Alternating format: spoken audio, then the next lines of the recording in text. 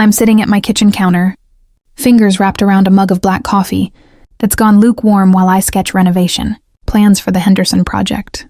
It's Tuesday, 7:30. In the morning. I've been up since 5 because that's what you do when you run your own contracting business and actually care about the quality of your work. The blueprints are spread across the granite. A kitchen extension. New electrical. The kind of job that pays well because I've spent 8 years building a reputation for showing up and doing it right. My phone buzzes against the counter once, twice, then a third time in rapid succession. I ignore it. Finish the last line of the cabinet elevation, but the buzzing doesn't stop. I pick up the phone expecting a client or maybe Jake from the supplier asking about the tile order. Instead, it's Instagram. Notification after notification. I open the app and immediately see Vanessa, my younger sister, in a white dress, beaming at the camera with her fiancé Marcus. The caption reads, "Couldn't have done this without my amazing family. Thank you, Mom and Dad, for making yesterday so special. Engagement party. Family is everything yesterday." The engagement party was yesterday. I scroll through the photos. Mom in a silk blouse I've never seen, holding champagne. Dad with his arm around Vanessa. My Aunt Carol, my cousins. Even my grandmother who supposedly can't travel anymore. 43 photos. Not one of them mentioned me. I wasn't invited. I didn't even know it was happening. The comments are rolling in. Beautiful family. And so blessed. And your mom threw the perfect party. I sit there, coffee forgotten, staring at a picture of my entire family celebrating without me. My hands are shaking. I scroll back 3 weeks in Vanessa's feed. There's the post announcing the engagement, the post about choosing a venue, the post about cake tasting with Mom. All of it happening in real time while I've been texting Vanessa about random stuff, sending her memes, getting responses like everything is normal. I call her. It rings 4 times before she picks up. Vanessa. "Hey, what's up?" Me. "I just saw the photos." Silence. Long enough that I check to make sure the call hasn't dropped. Vanessa. "Oh, yeah. Listen, it was Mom's call, okay? She organized everything and me. She organized everyone except me." Vanessa. "Sarah, don't make this about you right now. It was my party." The line goes dead. I show up at my parents' house at 8:40 that same evening. The house I grew up in. The one with the wraparound porch and the blue shutters that I repainted myself 3 summers ago when Dad's back was acting up. I'd spent 2 weekends on a ladder in 90-degree heat because that's what you do. You help. Mom answers the door in her bathrobe, wine glass in hand. And for a split second, I see surprise flicker across her face before it hardens into something cold. "Mom, what are you doing here?" Me. "I saw the photos. From yesterday." Mom. "Oh, that." She doesn't move from the doorway. "Wait, can I come in?" Mom. "I don't think that's a good idea." I push past her anyway because I'm 31 years old, and I'm done asking permission to exist in my own family. Dad's in the living room, newspaper folded in his lap, not making eye contact. Me. "Someone want to explain why I wasn't invited to my own sister's engagement party?" Mom. "You know why." Me. "No, actually I don't." She takes a long sip of wine. Sets the glass down on the coffee table without a coaster, something she would have screamed at me for as a kid. "Mom, you've made it very clear over the years that you don't approve of this family, the way you judge us, the way you act like you're better than everyone else just because you have your little business." Me. "My little business? I've been bailing this family out for years." Dad. "Sarah, don't..." Me. "No, Dad, we're doing this. You want to talk about judging? Let's talk about the $18,000 I lent you when you almost lost this house. Or the 4 months I paid Vanessa's rent when she quit her job to find herself. Or the fact that I co-signed Mom's car loan because her credit was tanked. Mom. We never asked you to do any of that. The statement lands like a slap. Me. You absolutely did. You called me crying. Both of you. Mom. Well, maybe we were wrong to rely on someone who throws it back in our faces the first chance she gets. My fingernails are cutting into my palms. I can feel my pulse in my throat. Me. Is that what this is? Punishment? Mom, this is me protecting my family from someone who's become toxic. Vanessa didn't want drama at her party, so I made an executive decision. Me. Toxic. Mom. Yes. And honestly, Sarah, maybe it's time you focused on your own life instead of inserting yourself into ours. She walks to the door. Opens it. Mom. I think you should leave. I look at my father. He's still staring at the newspaper. Me. Dad? He clears his throat but says nothing. I leave. I don't call. Don't text. Don't show up for Sunday dinners I was never formally disinvited from, but clearly am no longer welcome at. I pour myself into work. Finish the Henderson kitchen 2 days early. Book 3 new projects. Spend my evenings running the trails near my house until my legs burn and my mind finally quiets. Then I get a call from my friend Nyla, who works at First National Bank downtown. Nyla. Hey, I need to ask you something, and I'm probably breaking about 15 protocols. But, do you have any financial entanglements with your parents? Me. Define entanglements. Nyla. Like co-signed loans, joint accounts, anything where your name is on their paperwork. My stomach drops. Me. The car loan. Why? Nyla. Because they're 3 months behind on payments and it's about to hit your credit report. I saw your name come across my desk in a delinquency review. I'm standing in the middle of my living room and suddenly everything feels like it's tilting. Nyla. Sarah? You there? Me. Yeah, I'm here. Nyla. There's more. They took out a home equity line of credit 8 months ago. $65,000. And I see your name listed as... Hold on. As a reference in secondary contact. Me. I never signed anything for a home equity loan. Nyla. Did you give them permission to use your information? Me. No. Neela. Then you might want to look into this. I start with the credit report. Pull it that night using the free annual service. And there it is. The car loan showing delinquent. Tanking my score from 780 to 680 in 3 months. But that's not the worst part. There's a credit card I don't recognize. Opened 4 years ago in my name at a department store I've never shopped at. Current balance, $9,300.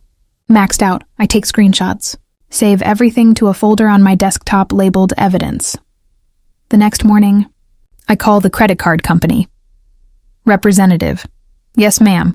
The card was opened at our Riverside Mall location on August 14th. Approved with a valid driver's license and social security number. Me. Can you tell me what address was used? Representative. 1247 Oakmont Drive. My parents' house. I file a fraud report.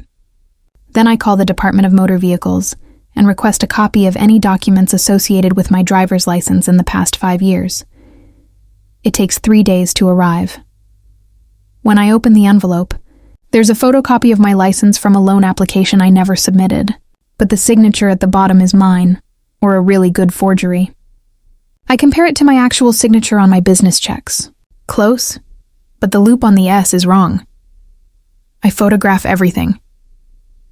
Next, I drive to the county recorder's office and pull the documents on my parents' home equity line of credit. The clerk hands me a thick stack of papers, and I sit at one of those tall tables under fluorescent lights, flipping through page after page of legal jargon until I find it. Page 17. My signature on a consent form stating I was aware of the loan and approved the use of my credit information as collateral reference. I never signed it. Never even saw. Yet I take out my phone and photograph. Every single page, I don't call ahead. I show up at my parents' house on a Saturday afternoon with a manila folder containing printouts of every document, every fraudulent signature, every delinquent payment notice. Mom answers the door in gardening gloves. Mom. Sarah, this isn't a good... Me. You use my identity to open credit accounts. Her face goes blank. Me. I have the documents. The credit card. The loan application with a forged signature. All of it. Mom. I don't know what you're talking about. Me. Yes, you do. And here's what's going to happen. You're going to pay off every cent you owe. You're going to contact these companies and remove my name. And you're going to do it within 30 days? Or I'm filing criminal charges for identity theft. Dad, appears behind her. Sarah, let's talk about this. Me. There's nothing to talk about. You stole from me. You tanked my credit. You forged my signature on legal documents, Mom. We were desperate. The business wasn't doing well, and we needed me. You threw me out of this family and called me toxic while actively committing fraud using my identity. Mom starts crying. We'll pay it back. I promise. Just give us time, me. 30 days. Or I go to the police. I leave the folder on their porch and walk back to my truck. Nothing happens. No payments. No contact. No acknowledgement. My credit score drops another 15 points. I file a police report for identity theft on a Tuesday morning. The officer is sympathetic but honest. Family cases like this are complicated. Even with evidence, prosecutors are reluctant unless there's significant financial damage. Me. 74. $1,000 isn't significant? Officer. It is, but you'll likely need to pursue this civilly as well. I hire a lawyer, a sharp woman named Patricia Chen who specializes in family fraud cases. She files a civil suit and sends a demand letter via certified mail. My mother calls me crying the day she receives it. Mom. How could you do this? We're your parents. Me. You did this, not me. Mom. We'll lose the house. Is that what you want? To make us homeless? Me. I want my name cleared and my money back. Mom. Please, Sarah, please, we'll figure it out. Just drop the charges. Me. No. She shows up at my job site the following Thursday. I'm framing out a sunroom addition for the Castellanos when I see her car pull into the driveway. My mother gets out, mascara streaked, hands shaking. My crew stops working. Miguel raises his eyebrows at me and I shake my head slightly. Mom. Sarah, I need to talk to you. Me. I'm working. Mom. Please. 5 minutes. I set down my drill and walk over to the driveway, far enough from the crew that they can't hear. Mom. The bank is foreclosing. We have 2 weeks. I'm begging you. Drop the lawsuit and help us. Me. Help you. Mom. You're the only one who can. You have the money. You have the business. We don't have anyone else. Me. You told me I was dead to you. Mom. I didn't mean... Me. You called me toxic, excluded me from family events, stole my identity, and now you want me to save you again? Mom. I'm your mother. Me. Then you should have acted like it. She reaches for my arm and I step back. Mom. What do you want from me? An apology? Fine. I'm sorry. I'm sorry for all of it. Just please. Me. Here's what's going to happen. You're going to sell the house. Downsize. Use whatever equity is left to pay off the debts you created in my name. Patricia will draw up a payment plan for the rest. You'll make monthly payments until every cent is repaid with interest. Mom. We can't sell. That's our home. Me. You should have thought about that before committing fraud. Mom. Sarah. Me. Those are my terms. Take them, or I'll see you in court. I walk back to the sunroom. Pick up my drill.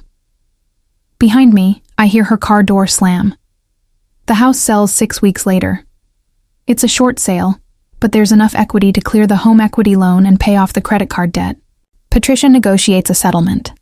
My parents will pay me $800 a month for the next 3 years to cover the damages to my credit and the legal fees. If they miss a payment, the criminal case moves forward. They sign. The first payment arrives on time. Direct deposit, no note. Vanessa sends me a text 3 months after the dust settles. Mom says you ruined their lives. I don't respond. 6 months later, I get an email from Dad. Short, formal. Your mother and I are in a 2-bedroom apartment now. It's an adjustment. I understand why you did what you did. I don't know if that means anything to you, but I thought you should know. I read it twice. Save it to a folder. Don't reply. My credit score climbs back slowly. 710 by the end of the year. 7:45 6 months after that. I book the biggest project of my career. A full custom build for a tech couple relocating from California. $300,000 contract. I hire 2 more crew members. Lease a bigger truck. Move my office from my spare bedroom to an actual commercial space downtown. And on Sunday mornings, instead of sitting at my parents' table pretending everything is fine, I go running. Or I grab breakfast with Neela. Or I sit on my back deck with coffee and the newspaper and feel something I haven't felt in years. Peace. Not because I burned bridges, but because I finally stopped setting myself on fire to keep other people warm. Here's what I learned. Being family doesn't give anyone the right to exploit you. Not your parents, not your siblings, not anyone. And sometimes the most loving thing you can do, for yourself and for them, is to enforce boundaries they should have respected all along. Have you ever had to choose between family loyalty and self-preservation? Drop your story in the comments. I read everyone, and if this resonated with you, hit that subscribe button. Next week, I'm sharing the story of the wedding invitation that came with a $5,000 attendance fee. You won't believe how that one ended.